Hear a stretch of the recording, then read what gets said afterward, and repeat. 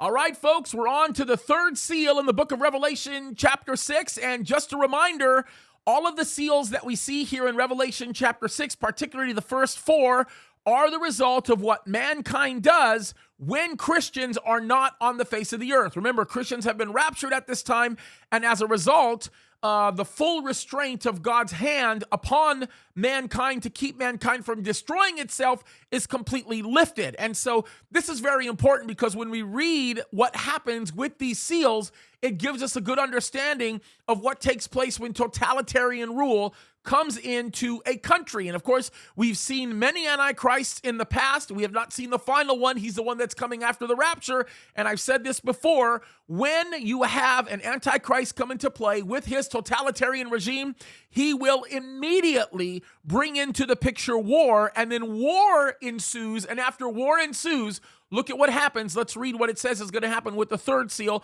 It says, "And when he had opened the third seal, I heard the third beast say, 'Come and see.' And I beheld, and lo, a black horse, and he that sat on him had a pair of balances in his hand.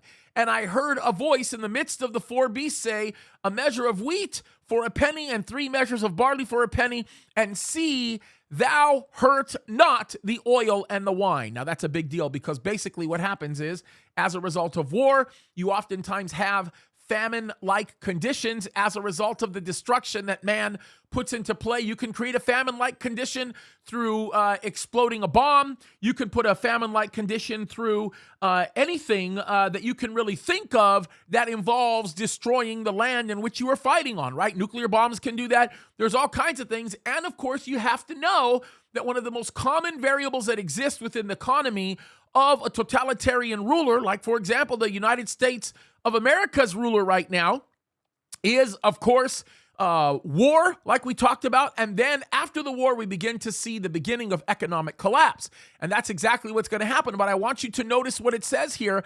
It says, "See that thou hurt not the oil and the wine." What is that talking about? It basically says, don't mess with the ruling class. The ruling class are the richest of the rich, and they are not going to be affected by the rules in which they created, which in essence has brought on the destruction that we've seen. Not only the destruction of life through war, but the destruction of the economy through the terrible decisions made by totalitarian rule. And that is what happens in every situation historically like that. We watched it happen in Germany. We saw it happen with the former USSR. We're seeing it happening in Sri Lanka right now. We're watching it happen all over the world where totalitarian rule comes into place. Cuba's another good example. You begin to see the implementation of war. After that, after war, you see the collapse of the economy, but the preservation of the ruling class, which continues to keep the government going until everything is destroyed.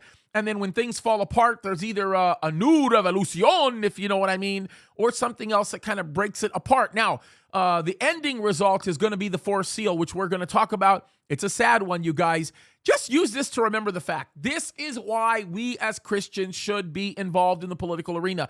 It's very, very important. Remember this, folks. Jesus is coming soon, and we want him to catch us with our hands on the plow, not looking back, doing the thing that he's called us to do, to fight the good fight. God bless you guys.